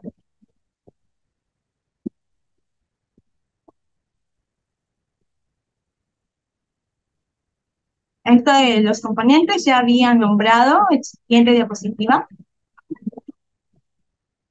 Ahora vamos a hablar un poquito del SIGA. ¿Cómo es el SIGA?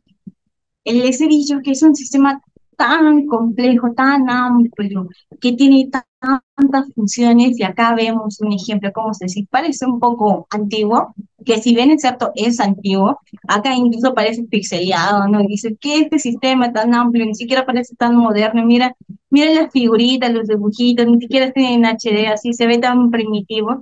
Sí, es cierto, sí, el SIG, cuando tú lo ves por primera vez, se ve así. Esta es la primera pantalla que se va a ver, lo que pueden ver ahí a continuación. En la diapositiva es lo que se tiene específicamente en el programa de inicio de un asistente judicial. Es lo que le aparece al asistente. Recuerden que dije que no todos tienen la misma función. O sea, yo en mi cargo de especialista no me va a aparecer todo ello, todo lo que aparece acá no me va a aparecer, porque esto es la pantalla de inicio de un asistente. Un asistente va a tener acceso a todo lo que podemos visualizar acá. Acá vemos que está la ficha RENIEC, el inventario, los sitios estadísticos, la consulta SINOE, la operación con expedientes, los edictos judiciales, elevación a la Suprema, consulta general de expedientes, el RENAJU, elevación de expedientes y la agenda electrónica, la notificación electrónica, todos estos usuarios, estas barritas que podemos ver, cada una tiene diferentes funcionamientos. Ahora vamos a empezar lo típico, lo cliché, lo que cuando uno ingresa al Poder Judicial, ¿no? Lo primero que hace, que es a veces empezar a buscar por el DNI de las personas, de las partes, ¿no? Porque quieres saber el correcto nombre de la parte y no sabes si está bien escrito. Para ponerle en el acta, vas entonces a ficha RENIEC, que es lo que está en el cuadradito rojo. Le das clic a ficha RENIEC, siguiente diapositiva, por favor. Y en ficha RENIEC, una vez que le des clic, te va a aparecer específicamente lo que se muestra en la diapositiva. Va a aparecer para buscar a la persona, ya sea por DNI o por el nombre. Podemos buscarlo por su primer apellido, segundo apellido, por su nombre, y nos va a aparecer específicamente la persona que vamos a buscar. Es uno de los accesos que tiene. En realidad, la ficha RENIEC lo tienen todos los trabajadores del Poder Judicial, que pueden buscar la ficha RENIEC, pero no tenemos acceso a ficha RENIEC de menores. No podemos buscar a una persona que es menor de edad, solo a personas mayores de edad. Siguiente diapositiva, por favor.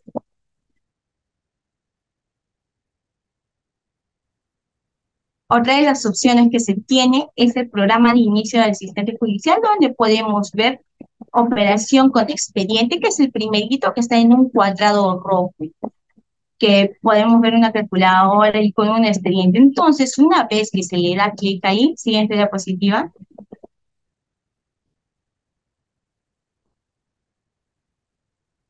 nos va a aparecer el programa para que podamos buscar cualquier expediente. Ahí ponemos el número de expediente, tal vez un ejemplo sería expediente 200 y el año 2023.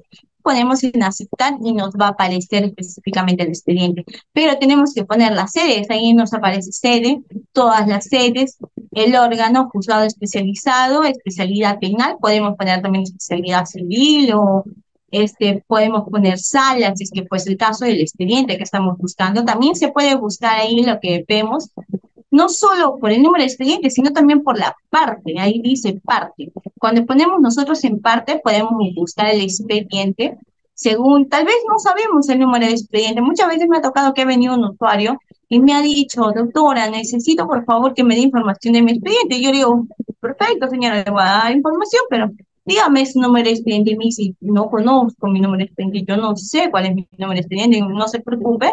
Entonces, puedo buscar por parte, en parte va a aparecer para buscar por apellido, le digo, bríndeme sus apellidos y vamos a ver qué tipos de procesos tiene y voy a saber el número de su expediente. Asimismo, también se puede buscar por número, tipo de documento, que es el DNI. Puedo buscar por DNI y me va a aparecer los expedientes que esta persona tiene, que se ha abierto el proceso ya.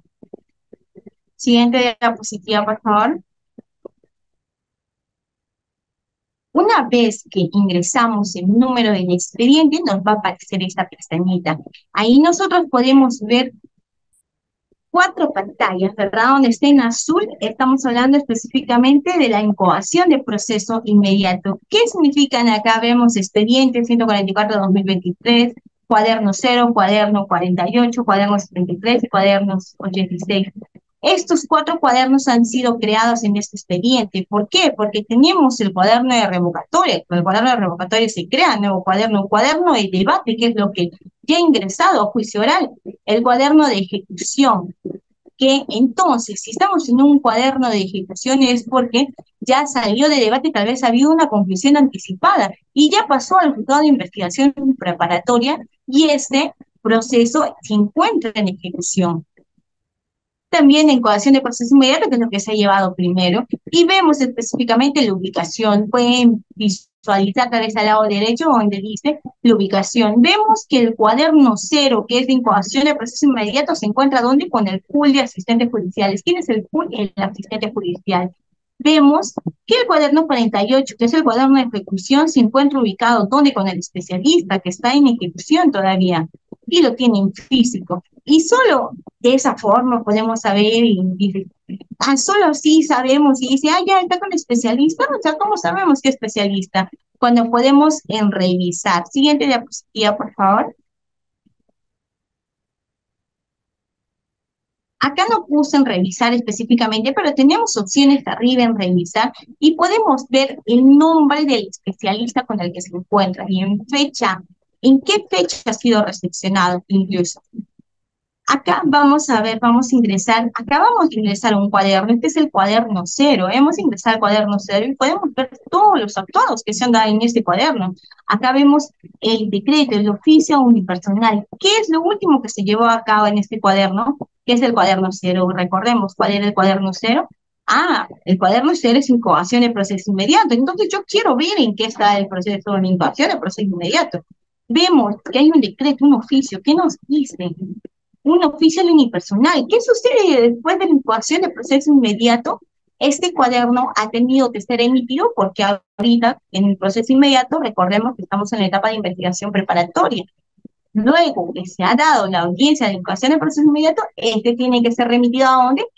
Al juzgado, en este caso unipersonal. Entonces, ¿qué es lo que ha hecho el especialista? Ha creado un oficio. Lo que podemos ver, la última actuación ha sido un oficio. El oficio que se ha creado remitiendo este expediente al juzgado unipersonal.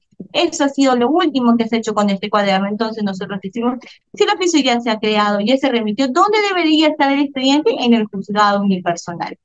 Y vamos a ver también, si vemos a historial o a revisión de seguimiento, si es que el especialista del juzgado unipersonal ha recepcionado este expediente para darle trámite y cómo se le da trámite, qué es lo que tendría que pasar luego, fijar una fecha para audiencia. Pero antes de eso, ¿qué sucedió? Acá podemos ver el historial, hizo un decreto 4, tenemos un decreto 4 donde téngase por presentado a la fecha y conforme el artículo 447, numeral 6 del Código Procesal, remítase en el día. Ahí es donde nos pide que se remita. Previo a ello, que se llevó el acta de audiencia donde resuelve declarar procedente el proceso de incoación de proceso inmediato. Entonces ya sabemos qué sucedió con este expediente. Acá podemos ver toda la actuación de ella. Esa información me refería. Uno simplemente tiene acceso ahí y ya sabemos dónde está el expediente, qué es lo que sucedió, en qué fecha se llevó a cabo el acta de audiencia de incoación de proceso inmediato. Se llevó a cabo el 16 de marzo del año 2023. ¿En qué fecha se creó el oficio? El 23 de marzo del 2023.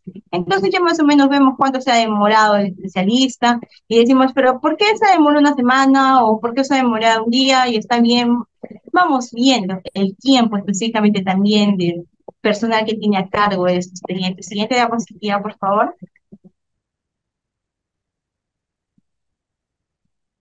En esta diapositiva vamos a ver la notificación propiamente dicho, que es el cuadradito en rojo del CIF, donde vamos a ver todos los escritos que han ingresado. Que acá vemos el de incoación de proceso inmediato que ha ingresado por mesa de partes electrónico, la fecha incluso en la cual ingresaba por mesa de partes electrónico, fecha de documento, que ha sido el 25 de enero del 2023, luego la apertura de investigación preliminar, todos los escritos que podemos ver que se han ingresado para este cuaderno, solo el cuaderno 0. Recordemos que este cuaderno tiene, este expediente tiene 4 cuadernos, pero acá vemos solo el cuaderno 0, entonces el requerimiento de la adquisición y todo está específicamente por fechas, ya sabemos que eso sería. Podemos abrir, acá no he puesto, pero no he especificado, pero también podemos salir y podemos ver, quiero ver cómo ha sido el requerimiento de la acusación de fiscalía, porque tal vez he equivocado fiscalía, porque tal vez quiero tener conocimiento de cuáles han sido los medios probatorios que ha ofrecido, todos los elementos de convicción. Entonces, acá simplemente lo encontramos, lo abrimos y podemos ver también este requerimiento de acusación por medio de fiscalía. Siguiente diapositiva, por favor. En esta diapositiva ya nosotros vamos a ver específicamente una función que solo tienen los asistentes judiciales, que es de notificar. También los especialistas de causa, pero los especialistas de audiencia no tienen la función de notificar, no está aperturado, al menos que se le requiera, pero actualmente no se nos tiene aperturada la notificación. Acá vemos que se va a querer notificar. Vemos la pasta grafiada, el imputado y generamos la notificación electrónica. ¿Cómo se genera la parte ploma que se puede observar y de dónde se genera cada notificación? Y se notificará el nombre de la persona y la dirección que va a estar consignada en mano derecha. Una vez que se llenen todas las partes, nuestros cuadraditos a quienes se va a notificar, esto se va a poner en guardar y se va a generar automáticamente el número de notificación que tiene cada parte que ha sido agregada a este sistema. Siguiente diapositiva, por favor. Ahora vemos el programa de inicio de un especialista de audiencia, que es muy diferente, como les dije, al programa de inicio que tenía un asistente judicial. Acá vemos otras funciones que ya no nos da específicamente las funciones que se tenían antes. Siguiente diapositiva. Recuerden que estaba hablando que una firma digital ahora es mucho más fácil, ya no se tiene que apersonar al magistrado y decirle que firme en físico, llevarle el sello, simplemente vemos acá, es un claro ejemplo, dice acta de audiencia y está en naranja, ¿por qué? Porque ya se envió a despacho. Si vemos en el cuadrado rojo dice enviar a despacho, y si está en amarillo, ¿qué significa? En despacho para aprobación. Ahora está en naranja, entonces ha sido ya enviada a despacho, incluso cambia de color, uno va a saber en qué está tu acta por el colorcito. Cuando dice resolución para descargo es cuando ya está en verde porque ya la firmaste tú. Primero la firma el magistrado y luego la firma el especialista, ya. Pero actualmente, como vemos que está en naranja, ¿qué procede luego? Acá vemos que naranja dice aprobado por superior. Cuando está aprobado por superior, esto quiere decir que el magistrado ya lo firmó. Entonces, lo que se quiere hacer luego es firmar proyecto de resolución que vemos en el botón derecho al lado del cuadradito rojo, donde ya el especialista va a firmar. Una vez que se pone firmar proyecto para resolución, siguiente diapositiva, por favor. se le va a dar clic en firmar proyecto para resolución y nos va a pedir una clave. Esa clave es de la firma electrónica que cada usuario tiene.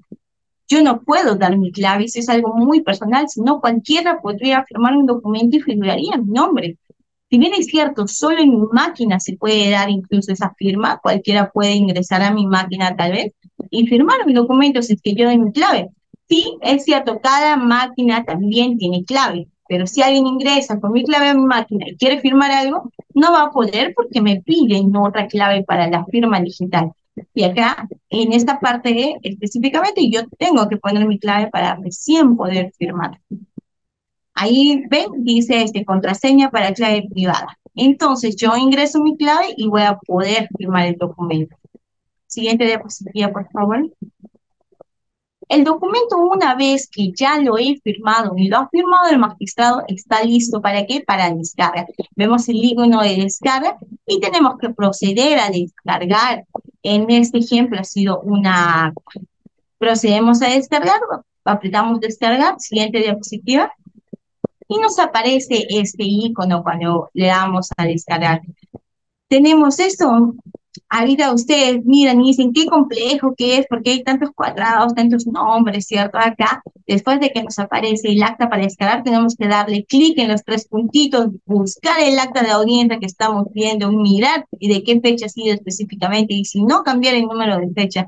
Luego se tiene que poner donde dice ningún tipo de notificación, se le tiene que variar, porque normalmente no está así, se le varía ningún tipo de notificación. Y si queremos poner un hito en una descarga, ¿qué es un hito? Un hito es cuando tenemos una resolución, tal vez es una sentencia, y es una sentencia absolutoria o condenatoria, yo le tengo que poner hito, porque son hitos estadísticos que se dan, que van a dar en cada despacho. Entonces le hago clic en hito estadístico. ¿Todos son hitos? No, no todos son hitos, solo algunas resoluciones son hitos, que también es otro problema. Ha habido grandes capacitaciones en el Poder Judicial para saber cuándo estamos hablando de un hito, y no solo cuándo hablamos de un hito, sino qué tipo de hito es el que se va a poner, que también eso se tiene que tomar mucho en cuenta cuando hablamos del Poder Judicial, porque esas son las brechas de año con las que cerramos. Hay ciertas brechas con las que tenemos que ver cuántos hitos, cuántas sentencias absolutorias descargó el magistrado del primer unipersonal.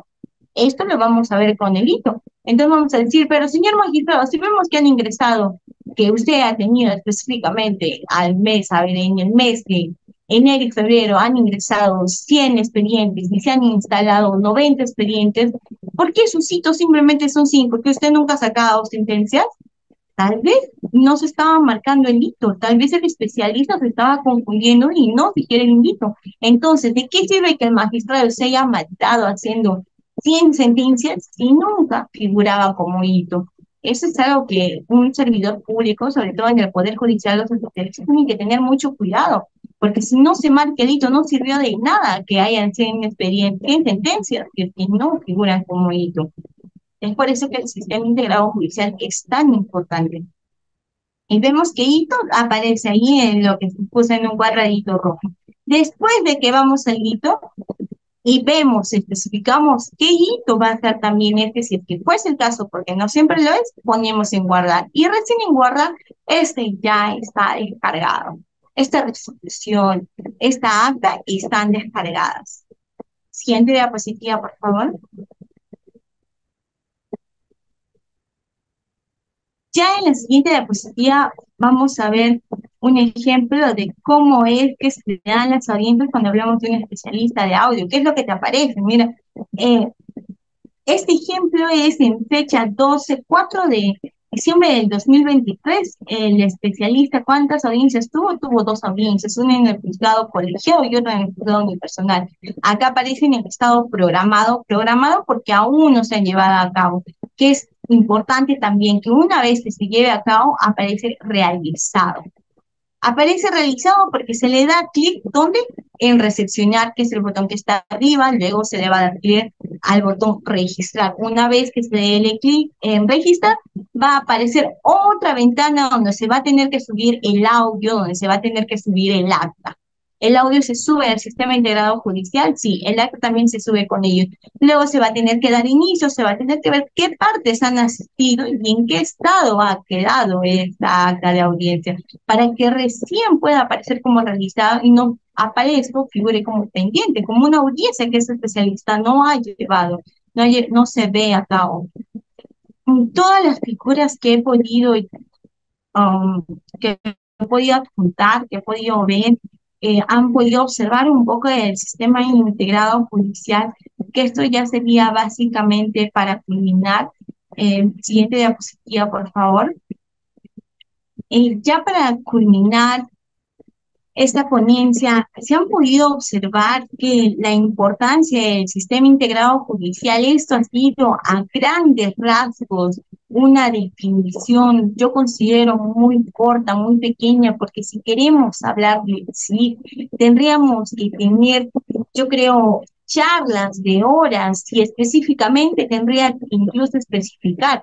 Si hablamos de SIG, tienes que especificar SIG para quién, para un asistente judicial, SIG para quién, para un especialista, para un juez, o SIG específicamente para qué, para subir actas simplemente, para proveer un escrito o para subir el audio. Tan solo para subir el audio es todo un proceso complejo que se tiene que dar.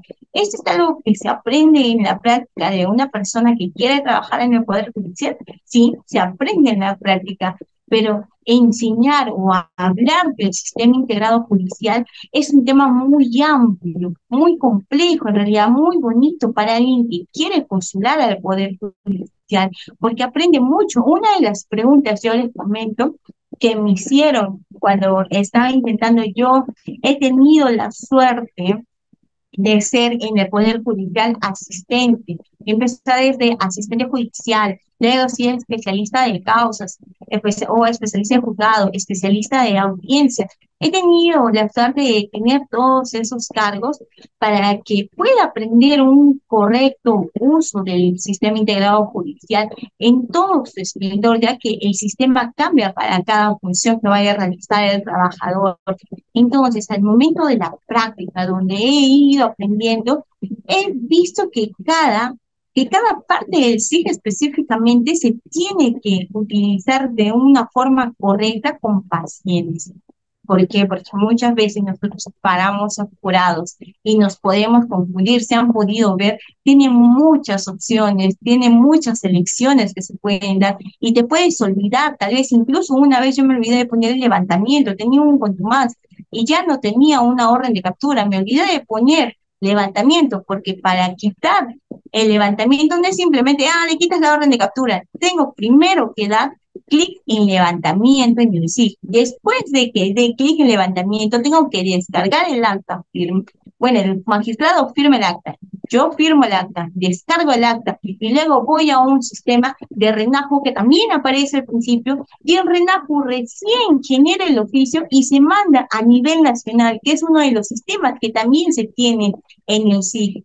Entonces, estamos hablando de un sistema totalmente complejo que tiene muchas funciones, sí, que cuando hablamos de SIG tendríamos que hablar horas específicas para enseñar, para aprender cada funcionamiento en sí, pero hay algo que recordemos, y yo se lo digo en la práctica, recordemos que sí, sistema integrado judicial, porque algunos magistrados lo preguntan en los concursos públicos y te dicen, tú sabes qué es un SIG, quieres ingresar a trabajar al Poder Judicial, dime qué SIG, qué sistema manejamos, cuál es el sistema del Poder Judicial.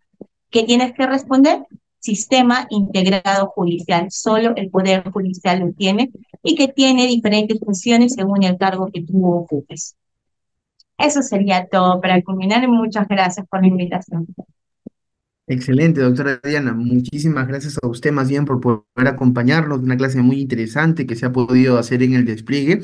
Hay una pregunta que nos están formulando acá dentro del WhatsApp. Nos dicen, doctora, bueno, en el SIG, en el Sistema Integrado Judicial y en el SGI, en el SIG Supremo, ¿cuál es la diferenciación? ¿Es solo por el tema jerárquico o jurisdiccional? ¿Podría comentarnos un poco y desplayarse también en esos términos? A ver, me repite por favor, Marcelo, la pregunta Ya, específicamente del SIG sí, con el SGS, no escuché muy bien. sí, nos dicen, han dispuesto la implementación en el sistema integrado judicial del SIC y en el SIC Supremo la nueva funcionalidad del registro del sentido de las decisiones judiciales y dictan diversas disposiciones. ¿Qué opinión merece al respecto en base a ello? Es que al momento, según tengo entendido de la pregunta, estamos Ujú, hablando de los hitos judiciales. Y los ujú. hitos son los que se manejan cuando ya se sube la sentencia. Entonces, la sentencia, tú puedes tener una sentencia condenatoria o una sentencia absolutoria, y no necesariamente ese tipo de sentencias. También vemos sentencias conformadas. Uno lo maneja y puede marcar en el hito del sí, pueden mandar qué tipo de sentencia ha sido y según eso podemos ver las estadísticas o las brechas finales del magistrado. ¿Cuántas sentencias condenatorias o cuántas sentencias absolutorias se han fijado en un mes, se han fijado a final de año? Específicamente, según tengo entendido, iba dirigida ahí la pregunta, porque el sí es, recordemos que es un sistema, no significa que el sí vaya a cambiar, digamos, la decisión específica del magistrado, simplemente es un sistema donde el magistrado va a subir la sentencia. Lo que podemos ver donde ya otra cosa muy diferente es que nosotros tenemos también el sistema de audio y grabación, donde podemos ver toda la audiencia que se ha grabado en sí, que también está subida en el sistema o en el SIC, y podemos ver la audiencia específicamente e incluso la resolución a la sentencia que se está dictando en ese acto, pero el SIC simplemente sube brechas o estadísticas a grandes rasgos. Excelente. Nos hacen otra pregunta acá, nos dicen, doctora, para que se cree el expediente judicial, ¿primero es una carpeta fiscal o cómo es que se desemboca en el Poder Judicial? Ya. Esta es una pregunta muy interesante en realidad, porque todo proceso de inicia en la comisaría, luego se remite al Ministerio Público. ¿Y cuando llega al Poder Judicial? Cuando el fiscal acusa. Entonces, con la acusación recién, el fiscal nos remite la acusación a nosotros y nosotros tomamos conocimiento del proceso. Pero ¿cómo nos remite la acusación? Nos remite un requerimiento de acusación y recién el Poder Judicial toma conocimiento de este caso que se está llevando a cabo y yo entonces creo mi cuaderno, mi expediente. Esto ya no ingresa como carpeta judicial. Si bien es cierto, el fiscal me remitió su carpeta, porque la remite con todos los elementos de convicción originales, yo ya no lo veo como carpeta. En el momento que ingresa al Poder Judicial es un expediente. Se genera automáticamente un número, tal vez expediente número 120- del año 2024, cuaderno cero, porque es del cuaderno de acusación, y ya yo implemento esa carpeta fiscal a mi expediente. Entonces ya no es carpeta fiscal, es mi expediente. Y yo respondo con una resolución cuando soy especialista de causas. Y digo, ténganse por aceptada la acusación del Ministerio Público, o tal vez se subsane porque eh, no, si no remitió todos los actuados pertinentes o puso mal el nombre de los acusados, subsane el Ministerio Público, resolución número 1. Y tal vez resolución número 2, requiero al Ministerio Público que me dé la correcta dirección. Y recién es ahí donde esta carpeta fiscal se vuelve un expediente. Es por eso que he visto yo muchos problemas en la práctica, cuando yo llamo y le digo, señor fiscal, no ingresa a la audiencia del expediente número 120 y me dice, doctora, por favor, ¿me puede decir qué número de carpeta fiscal es? Porque yo no sé, le digo, doctor, es el expediente 120. No, es que nosotros no lo manejamos por expediente, nosotros lo manejamos por carpetas. Entonces yo voy, busco en el SIC, que el SIC también lo tiene, busco la acusación que nos remitió Fiscalía y digo, doctor, la carpeta fiscal que es la 10/2024. Y recién me dice, ah, ya, doctor, está bien. Por eso manejamos diferentes sistemas. El Poder Judicial maneja el expediente donde está adjunta la carpeta fiscal que nos han remitido al inicio y el Ministerio Público maneja la carpeta fiscal. Bien, acá nos dice, doctora, ¿y qué tipos y cuántos se forman un cuaderno de incidentes? ¿Un cuaderno de qué? Un cuaderno de incidentes. Eso se tiene que presentar en la primera etapa, en la etapa de investigación preparatoria. Se tiene que requerir que se abra un cuaderno de incidentes a lo que tal vez se haya observado. y ya tú vas a poder ver según el abogado litigante, ¿no? La observación que vaya a tener esto y se va a crear, va a ver ya el especialista de causa y va a crear su propio cuaderno, porque recordemos que ya los cuadernos se crean automáticamente por mesa de partes y el especialista de causa tiene que pedir la creación de un nuevo cuaderno. Para esto se remiten las copias y se crea esos nuevos cuadernos. Por eso vemos que muchos, uno de los ejemplos que les mostré de un expediente que a veces tienen un cuaderno de apelaciones, cuaderno de prisión preventiva, cuaderno de acusación, o sea, tenemos infinidad de cuadernos que se van creando cuando, según la etapa que se esté realizando en el proceso. Bien, nos dicen acá, doctora, buenas noches. ¿Cuál es la diferencia entre un cuaderno y un expediente judicial? ¿Cuál es la diferencia de un cuaderno y una? Entre, Un, ajá, entre un cuaderno y un expediente. un expediente judicial es específicamente el caso que se está llevando. Un ejemplo para que se entienda más claro. Un ejemplo sería Juan, por el delito de daños, golpeó el carro de María, ¿ya? Ese es el caso en específico. Y este caso ingresa por el delito de daños. Las partes son Juan y María, agraviado, imputado. Entonces vemos ya que su caso va a ser el número 100-2024. Un ejemplo. Ingresa ese caso. Pero, ¿qué sucede? En esto, bueno, ya hablamos de un caso mucho más grave, ya de violación. ¿Qué sucede? Fiscalía no solo ingresa, queda con el caso 100, ejemplo, violación, y Fiscalía requiere una prisión preventiva para Juan por el delito de violación. Entonces, este cuaderno ingresó con el cuaderno 0, pero como estamos pidiendo prisión preventiva, esto se va a tener que generar otro cuaderno que se crea de forma aleatoria. Sigue siendo el expediente 100-2024, pero ya no es el cuaderno 0, es el cuaderno 52 tal vez. ¿Por qué 52? Porque es el cuaderno de prisión preventiva. Ya no vendría a ser el 0. Cuando pedimos una prisión preventiva ya se genera otro cuaderno, que es el mismo caso, sí, pero estamos viendo en este cuaderno 55 la prisión preventiva de Juan, ya no estamos viendo el proceso en sí. Entonces es ahí donde se genera otro nuevo cuaderno. Esa sería la gran diferencia. O sea, el caso es el mismo, el proceso es el mismo, solo que el requerimiento de fiscalía va a ser diferente y es ahí donde se crea el cuaderno recién. Espero se haya entendido. Bien, doctora, ahora sí estoy viendo todo el chat y esas han sido todas las preguntas. Agradecerle su participación, una clase muy interesante, muy amena, porque ha sido muy bien estructurada por parte de su persona. Desearle los mejores éxitos y parabienes en su vida profesional y esperamos poder contar con su participación en próximos eventos que Juris.p, su casa, viene realizando de manera masiva y también de manera en beneficio de toda la comunidad jurídica. Palabras finales de su parte, por favor. Muchas gracias, Marcelo, muchas gracias por la invitación. Espero contar nuevamente también con estas invitaciones y agradezco mucho que me hayan considerado. De igual forma, los felicito porque están dando este tipo de diplomados que ayudan mucho a las personas que quieren postular al Poder Judicial. Muchas gracias.